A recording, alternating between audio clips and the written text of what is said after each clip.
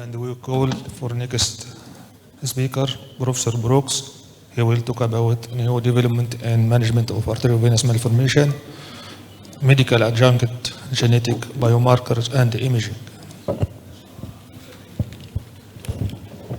It's that bloke again. Hi. To follow that, this is one I hope will be of interest to the AVM folk. Yesterday we talked about how this has perplexed us for 100 years. I just love showing these pictures. I found this old book in my dad's library. We know about AVMs. We discussed the current state of play, the different types, particularly we've just heard about one of the most challenging types, the capillary venous ones. And we know how they grow and are at different times. We know that we've learnt about their manifestations with pain and swelling and local damage and bleeding. And we know about their classification. There's that slide again. But can we get beyond this descriptive classification? Where can we go? What's going on now?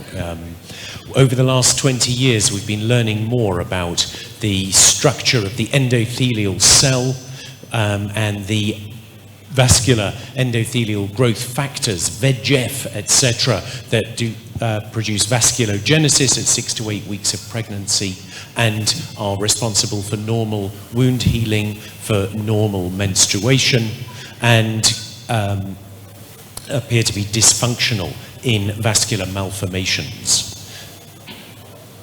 The pathophysiology, we now know that everything I just said, that basically it's in the endothelium of the vascular structures at the heart of the vascular malformation, the so-called nidus. And then this appalling slide turns up, and we have Lewis Cantley to thank for this. He started to define the gene mutations in 1984, and he'll be celebrated at the ISVAR meeting in Vancouver in May.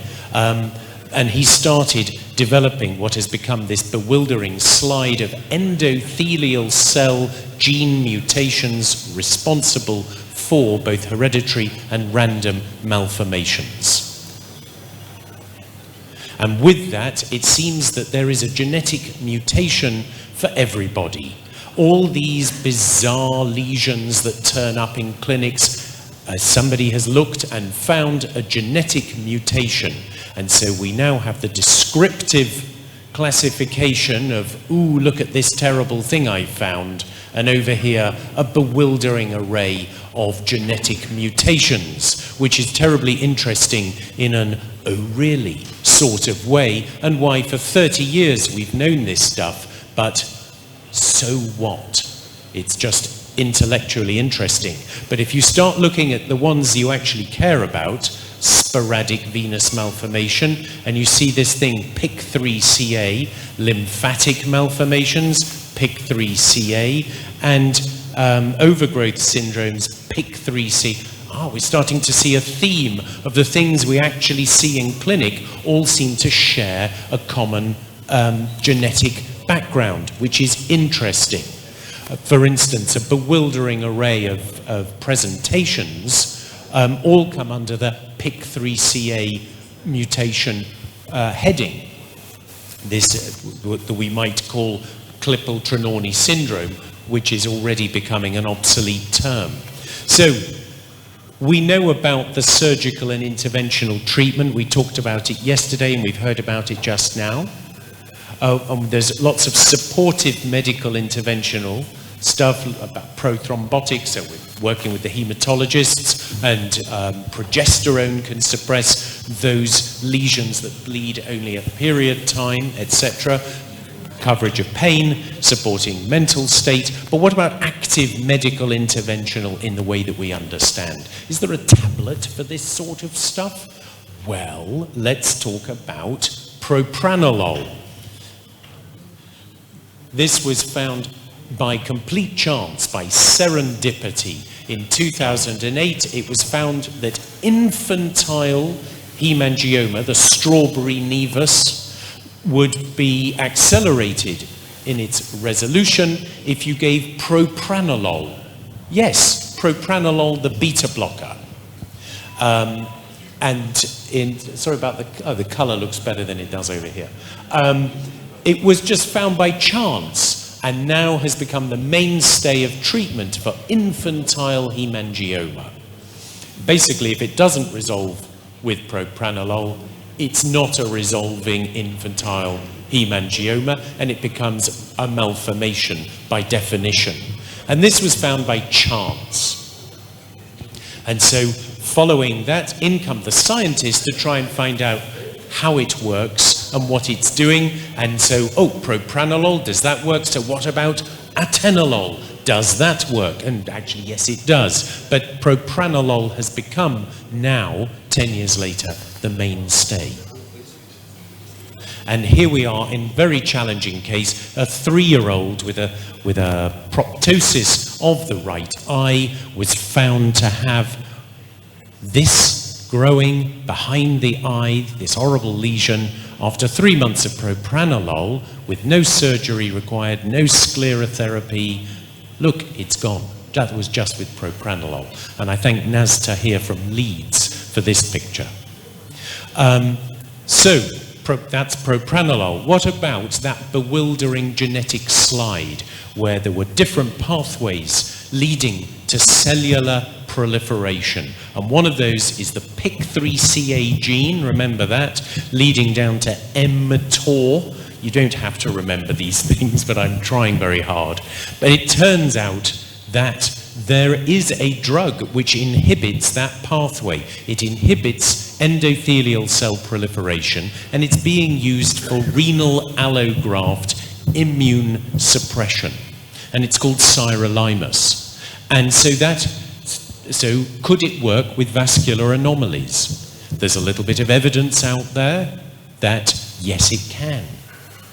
And where it's being used, where the PIK3CA gene has been found in a complicated vascular anomaly, we're getting a very good rate of response to using sirolimus. Yes, it has its side effects, of course it does. So we're very careful how we use it in our little trial pathway.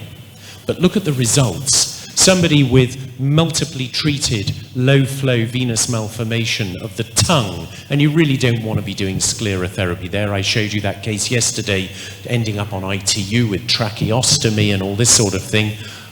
With pain and swelling, after 6 months on sirolimus, it's no longer growing and it's no longer painful. It's still there, but we don't have to treat it. He is symptomatically controlled. This chap with primarily an overgrowth syndrome, it's very hard to know what you would sclerose anyway, because it's quite solid. But he's got pain and growth, but after 6 months on sirolimus, he is effectively managed, let's not say cured. We know that follow-up is difficult with MRI, that even after sclerotherapy, it's not a perfect way, it's not a perfect tool for follow-up. But look at this MRI. This is just from the 10th of September this year. This is a chap came to me at Christmas last year, bleeding and swelling in his tongue. I tried him on the sirolimus trial, as we're using at the Royal Free, and this was his MRI, same sequence, after 6 months. This was just a few weeks ago. So actually following up on MRI, it's not only symptomatic control, something's happening here. So what is it doing? There's a whole question, there's somebody's PhD. Who should we be treating? How long do we treat for? How much can we afford it? And what about other imuses like everolimus and so on? Something we can discuss on another occasion. But let's move on. What about treatment for high flow? Well, high flow are proliferative and they seem to be mediated by vascular growth factors. And if we could inhibit that, would it be a good idea? It turns out that of all the drugs, thalidomide is very powerful at suppressing vascular growth factors, and don't we know, again found in my dad's house, 1962, that thalidomide may cause fetal malformations. So we have to use it very carefully, but with a little bit of evidence for its use and some minimal side effects to look after. We're presenting this at the Vascular Society in a couple of weeks' time. Our early evidence We've been using it, and oh my God, it seems to work.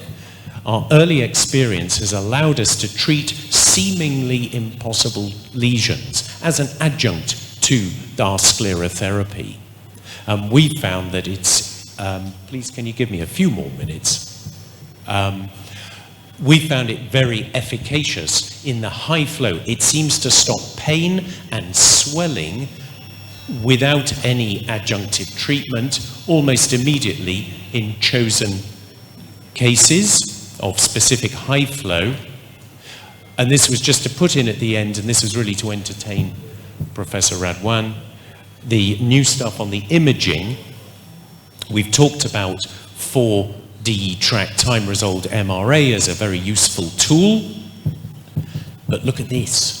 This is PET scanning, and this is my current absolute excitement. This is the same lady with the face, who almost certainly is now recurring. And this is a PET scan fused with the CT. And what we're seeing is that the very nidus of the high flow is hypermetabolic and is avid for FDG. So we've now got PET scanning, maybe a useful way of locating the nidus for treatment. So we've got a new classification, we've got new drugs, and we've got new imaging. So it's a very exciting time in vascular malformations. Thank you.